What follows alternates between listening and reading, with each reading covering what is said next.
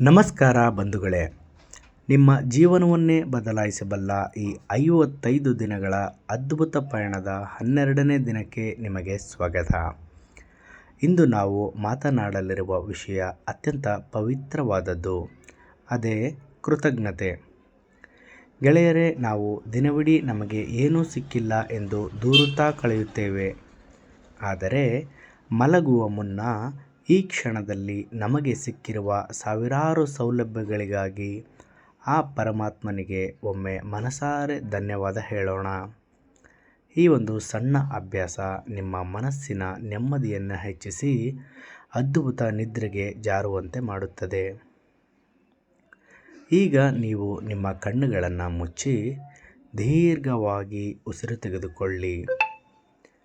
ಈ ಕ್ಷಣದಲ್ಲಿ ನಿಮ್ಮ ಜೀವನದಲ್ಲಿರುವ 5 ಮುಖ್ಯ ವಿಷಯಗಳನ್ನು ನೆನಪಿಸಿಕೊಳ್ಳಿ.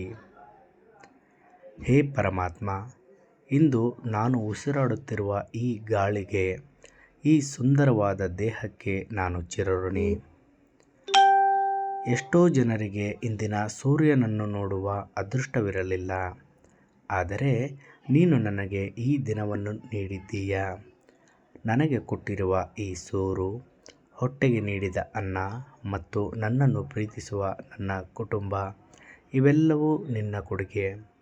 ಇದಕ್ಕಾಗಿ ನಾನು ಕೃತಜ್ಞನಾಗಿದ್ದೇನೆ. ಬಂಧುಗಳೇ, ನಮ್ಮ ಜೀವನದಲ್ಲಿ ಕಷ್ಟಗಳು ಬಂದಾಗ ನಾವು ದೇವರನ್ನು ದೂರುತ್ತೇವೆ. ಆದರೆ ಇಂದಿನಿಂದ ಆ ದೃಷ್ಟಿಕೋನವನ್ನು ಬದಲಾಯಿಸಿಕೊಳ್ಳೋಣ. ಪರಮಾತ್ಮ, ನನ್ನ ಜೀವನದಲ್ಲಿ ಬಂದ ಸವಾಲುಗಳಿಗೂ ಧನ್ಯವಾದಗಳು, ಏಕೆಂದರೆ ಅವು ನನ್ನನ್ನು ಗಟ್ಟಿಗೊಳಿಸಿವೆ. ನನಗೆ ಸಿಕ್ಕಿರುವ ಪ್ರತಿಯೊಂದು ಸೌಲಭ್ಯವೂ ನನ್ನ ಅರ್ಹತೆಗಿಂತ ಹೆಚ್ಚಿನದಾಗಿದೆ ಎಂದು ನಾನು ನಂಬುತ್ತೇನೆ. ನನ್ನ ಕೆಲಸ, ನನ್ನ ವಾಹನ, ನನ್ನ ಸುತ್ತಲಿರುವ ಉತ್ತಮ ಗೆಳೆಯರು ಇವೆಲ್ಲವೂ ನಿನ್ನ ಆಶೀರ್ವಾದ. ನನ್ನ ಹತ್ತಿರ ಏನಿದೆಯೋ ಅದು ಸಾಕು ಎಂಬ ತೃಪ್ತಿಯನ್ನು ನನಗೆ ನೀಡಿದ್ದಕ್ಕಾಗಿ ಧನ್ಯವಾದಗಳು. ಬಂಧುಗಳೇ, ಈಗ ನನ್ನ ಜೊತೆ ಮನಸ್ಸಿನಲ್ಲಿ ಹೀಗೆ ಪುನರಾವರ್ತಿಸಿ.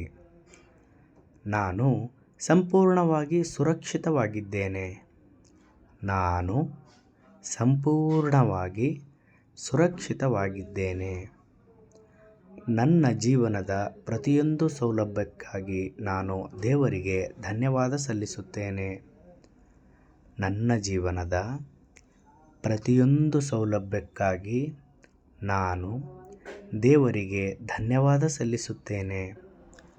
ನನ್ನ ಬಳಿ ಏನು ಇದೆಯೋ ಅದಕ್ಕಾಗಿ ನಾನು ತೃಪ್ತನಾಗಿದ್ದೇನೆ ಮತ್ತು ಹೆಚ್ಚಿನದನ್ನು ಪಡೆಯಲು ನಾನು ಸಿದ್ಧನಾಗಿದ್ದೇನೆ.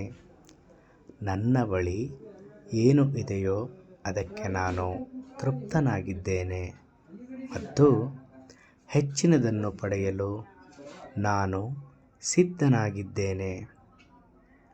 ನನ್ನ ಅಂತರಂಗ ಈಗ ಶಾಂತವಾಗಿದೆ. ನನ್ನ ಅಂತರಂಗ ಈಗ ಶಾಂತವಾಗಿದೆ. ಈ ಕೃತಜ್ಞತಾ ಭಾವದೊಂದಿಗೆ ಇಂದಿನ ರಾತ್ರಿಯನ್ನು ಕಳೆಯಿರಿ. ದ್ವೇಷ, ಅಸೂಯೆ ಮತ್ತು ಕೊರತೆಗಳನ್ನೆಲ್ಲ ಬದಿಗಿಟ್ಟು ಧನ್ಯವಾದ ಎಂಬ ಮಂತ್ರದೊಂದಿಗೆ ನಿದ್ರೆಗೆ ಜಾರಿ. ನಾಳೆ ಬೆಳಿಗ್ಗೆ ನೀವು ಹೊಸ ಚೈತನ್ಯದೊಂದಿಗೆ ಎಚ್ಚರಗೊಳ್ಳುತ್ತೀರಿ.